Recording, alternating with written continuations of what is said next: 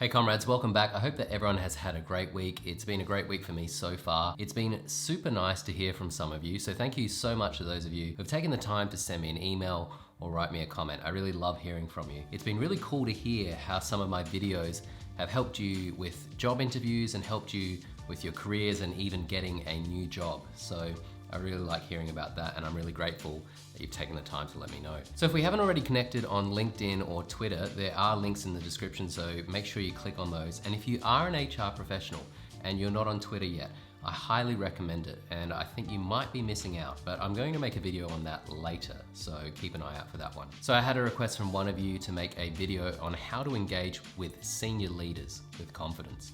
And I think that doing something with confidence comes from doing it well. So in this video, I'm gonna be talking to you about some ideas on how you can engage with senior leaders in the right way and some things that you might want to avoid based on my experiences in my career as an HR business partner, and also some of the things that I've heard from senior leaders. So this video is something that I would have loved to have watched when I first started my career as an HR professional. So if you are new to HR, this should really help you out. And if you've been in HR for a while and you've just started a job where you have to look after a more senior leader, or you've moved into a new role in your current organization where you have to deal with an executive or a senior leader, this video will also help you. So as part of my research, I spoke to some senior leaders that I've supported in the past, and they spoke to me about some of the things that they really like their HR professionals to do, and some things that they think that should probably be avoided. And so that's what I'll be talking to you about in this video.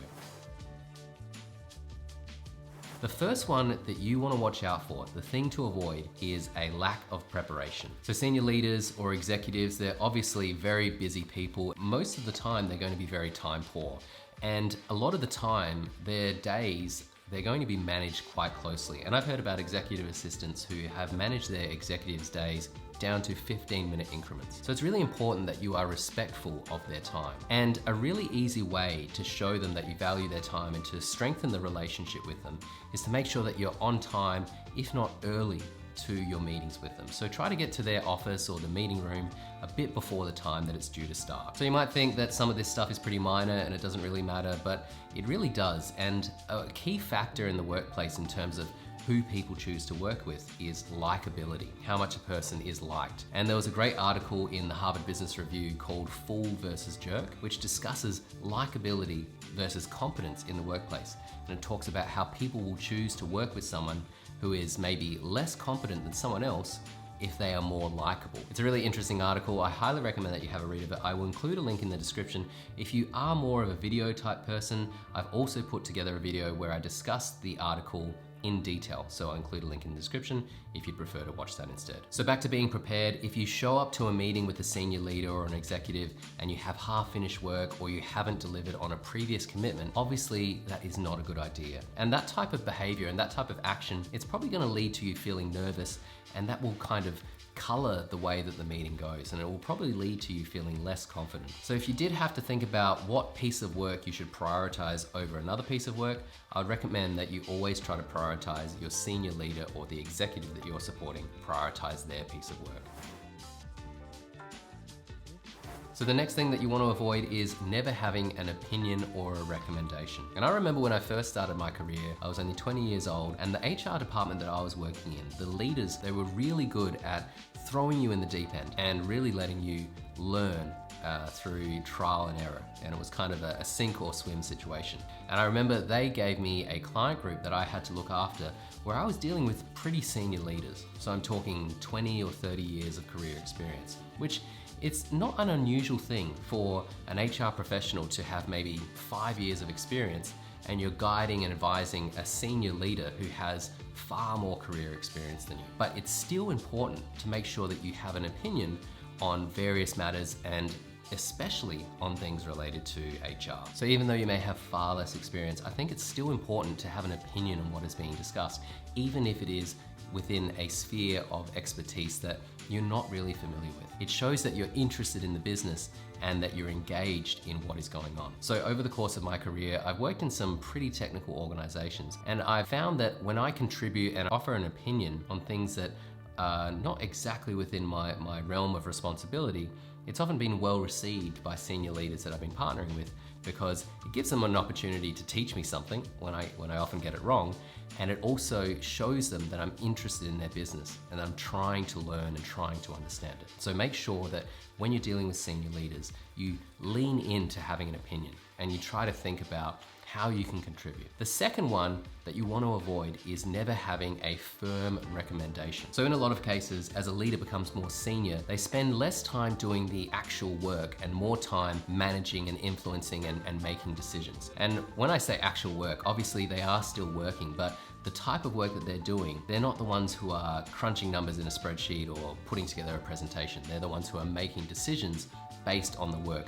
that is being done by others. So obviously it's going to depend on the size of the organization and the leader themselves and the type of work that's being done. But in a lot of cases, the more senior a leader gets, the more that they are making decisions and influencing and achieving outcomes through their leadership of other people. So they're achieving results through others. So when you are dealing with a senior leader or an executive, it's really important that when you come to them with a recommendation, it's well thought through and it's something that makes it really easy for them to come up with a clear decision. So you provide them with your recommendation and then you give them the opportunity to make a decision based on what you've put together. And if your organization is struggling with decision making, there's a great decision making tool that I've used throughout my career called Rapid, which is really, really helpful to help people to understand what role they play in terms of decision making. And it's simple to understand and it's simple to apply. And I think it would make you look quite clever if you take the Rapid tool, put it into your work template, work PowerPoint template, and then maybe run a quick workshop with your leadership team. So maybe don't mention that you got the idea from YouTube. Probably better to say that you got the idea from the Harvard Business Review, and there is an article which covers Rapid in detail. So I'll include a link in the description so you can check that out.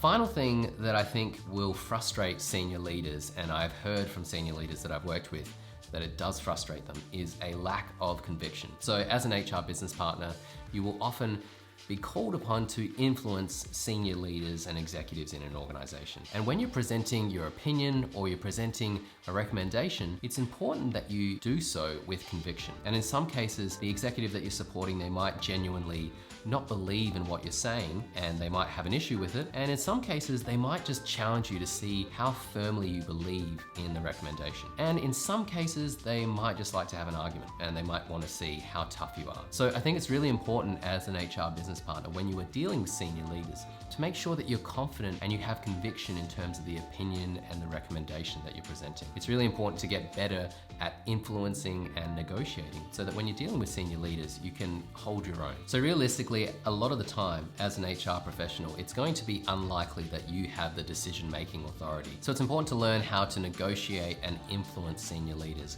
and to do so with a balance of conviction and confidence, which can be a tricky one to get right. And you may get some things wrong. It does take time, and the more that you practice it, the better you will get at it. And I know that through the course of my career, I've had some pretty heated discussions with senior leaders, and ultimately it is their call at the end of the day. But you need to make sure that the opinion that you have or the recommendation that you're presenting, you do so with conviction. In my experience, it's better to have a few examples of where you've delivered something for the executive and you already have a bit of a relationship there before you have a heated debate or a heated discussion, but sometimes you won't get that luxury. Okay, so those are the three things that you want to avoid when you're dealing with senior leaders. Basically, what you want to do is the opposite of what I've just explained. So you want to make sure that you prepare for every interaction that you have with them. You want to make sure that you have a firm opinion or a recommendation, and you want to make sure that when you're dealing with them and you're giving those opinions or those recommendations, that you do so with conviction. I also have some additional ideas of things that you can do to add value to your relationship with senior leaders.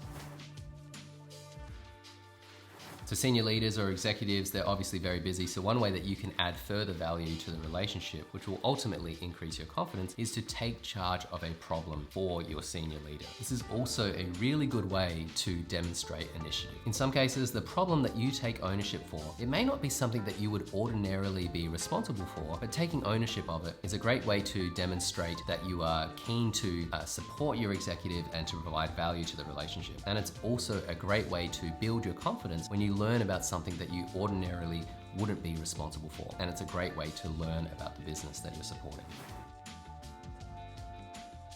So the second way that you can deliver value is to look ahead and find issues and solve them before they become big problems. And this is not as hard as it sounds, and it's not about seeing into the future and predicting things that are going to occur. It's about really understanding what it is that keeps your executive or your senior leader up at night. So one way to do that is to think about what are the key people metrics that your executive is interested in. Are they concerned about employee attrition, or are they concerned about employee engagement? And if you take the time and look into any data that your organization has, or you propose a method to find data and try to solve the issue before it becomes a big problem, that's a way that you can add value to your relationship with the senior leader, which will ultimately increase your confidence. So if you are after further reading on how to deal with senior leaders and how to deal with executives and ultimately how to influence them with confidence, I highly recommend a book called Influence: The Psychology of Persuasion. And that book is often read and recommended by people who are studying marketing or people who are working in marketing, but I think it's highly relevant for HR business partners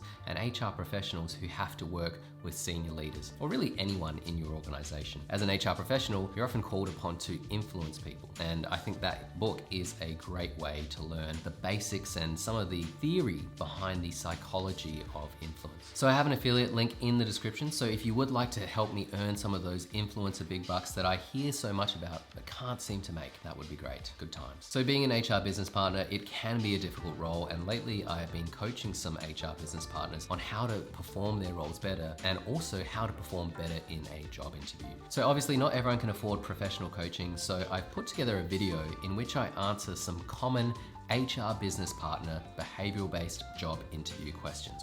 That is a mouthful. And in that video, I answer a question, and the answer that I've provided is one that I've put together based on what I think would best demonstrate a successful answer to the question. And then I pause the video and I analyze my answer and I provide some explanation as to why I've answered that way. So if you are struggling with job interviews, I've been told by people that they've been able to use that video to prepare for an interview and ultimately get a better job and improve their careers, which I love hearing. So if you do have any examples of where you've been able to use my content to help you in your career, please let me know, and please share it with someone else, because I would really like to be able to help other people as well. Thanks for watching, comrades. I really hope that this video has helped you. If you do have any questions about HR, or you have any comments about how you deal with senior leaders or executives in the workplace, make sure you include them in the comments section below, and that way we can all learn from each other. I hope this video helps you with your career, but obviously there is far more to life. Thanks for taking the time to watch, and I will see you in the next video.